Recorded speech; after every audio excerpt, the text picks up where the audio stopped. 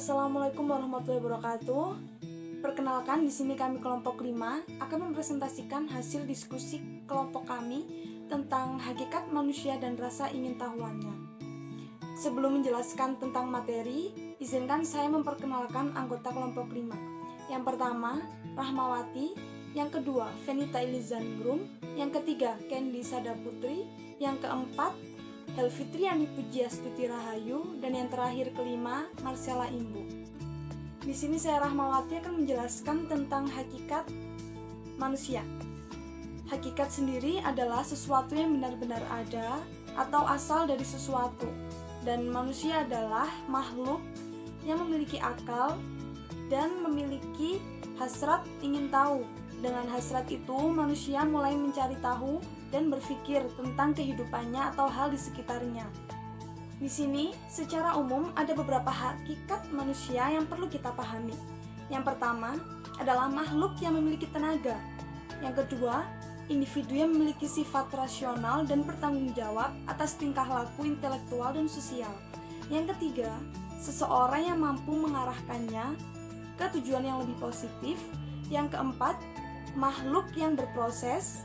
Yang kelima, individu yang dalam hidupnya selalu melibatkan dirinya dan manusia di sekitarnya.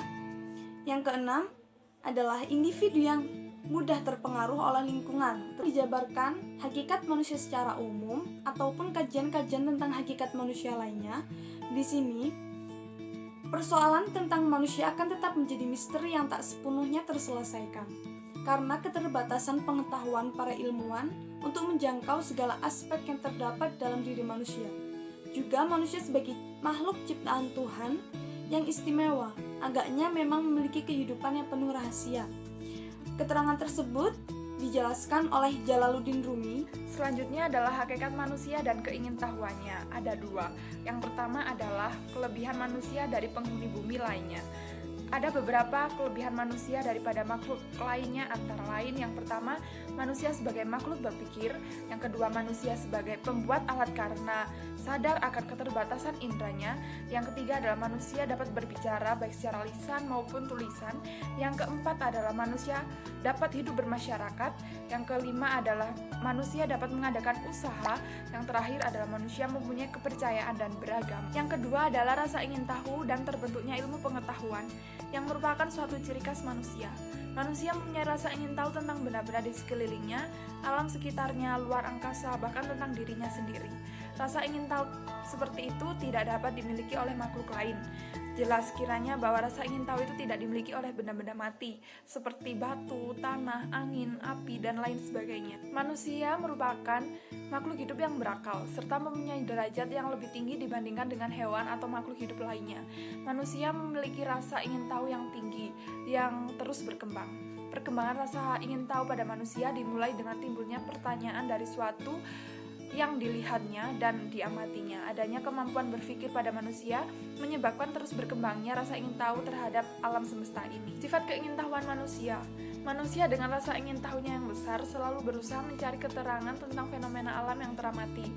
Ilmu pengetahuan juga berkembang sesuai dengan zamannya dan sejalan dengan cara berpikir dan alat bantu pada saat itu.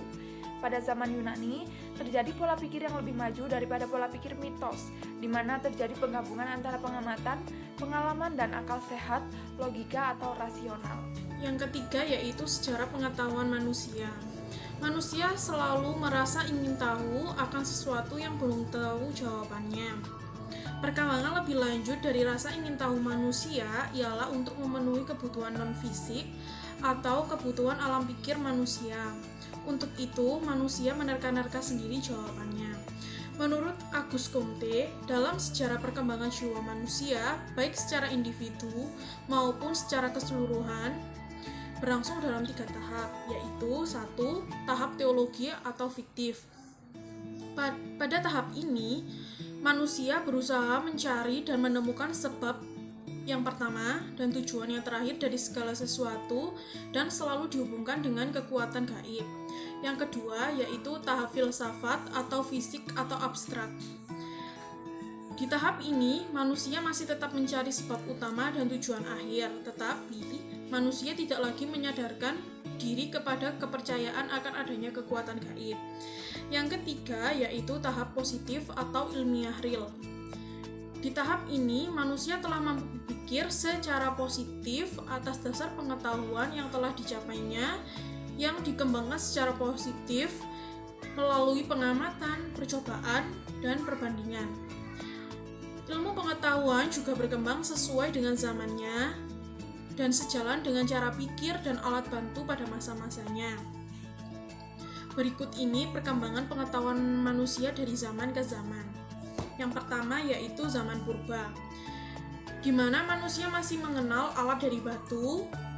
Masa bercocok tanam dan berternak merupakan pengalaman dan kemampuan untuk mengamati alam sekitar. Yang kedua, zaman Yunani. Yang ketiga, zaman pertengahan. Di zaman pertengahan ini sudah mulai adanya dikembangkan metode eksperimen menyangkut bidang kedokteran, farmasi, astronomi, kimia, dan biologi. Bahkan sampai ada penulisan bilangan Arab dan desimal yang memunculkan ilmu aljabar. Yang keempat yaitu zaman modern. Di zaman modern sudah banyak penemuan yang mengubah pola pikir yang dibantu dengan alat yang lebih baik, sehingga ini dianggap sebagai titik awal ilmu pengetahuan modern dan membuka cara berpikir yang lebih maju. Perkembangan fisik, sifat, dan pikiran manusia. 1. Perkembangan fisik manusia. Tubuh manusia berubah mulai sejak berupa sel sederhana yang selanjutnya secara bertahap menjadi manusia yang sempurna. Sel sederhana berasal dari sel kromosom sperma yang identik dengan kromosom sel telur. Perkembangan tercepat terjadi pada saat setelah kelahiran sampai remaja. Perkembangan fisik yang sangat nyata terjadi pada saat pubertas. Perkembangan pengetahuan pada manusia sangat dipengaruhi oleh perkembangan pengetahuan bersama anak-anak berupa bimbingan yang baik oleh orang tua dan lingkungan yang terus akan terbawa sampai dewasa. Sampai usia 2 tahun, perkembangan sangat cepat dari belajar makan, berbicara, dan berjalan. Pada usia 2-7 tahun, rasa ingin tahu akan makin besar. Masa remaja merupakan masa pengetahuan dengan dirinya maupun dengan orang dewasa. Karena selalu berusaha untuk memposisikan diri sebagai orang dewasa, walaupun secara emosional belum memadai. Selanjutnya, setelah usia 30 tahun, mulai mengendalikan diri dan mampu menetapkan diri sebagai individu yang bertanggung jawab. Perkembangan sifat dan pikiran manusia. Perkembangan pengetahuan pada manusia didukung oleh adanya sifat-sifat manusia yang ingin maju. Nah, cara-cara orang dewasa mencari pengetahuan umumnya sangat dipengaruhi oleh pengembangan pengetahuan pada masa anak-anak, yaitu yang pertama masa bayi 0-2 tahun itu disebut masa sensorik motorik. Yang kedua, masa kanak-kanak 3-5 tahun disebut periode praoperasional.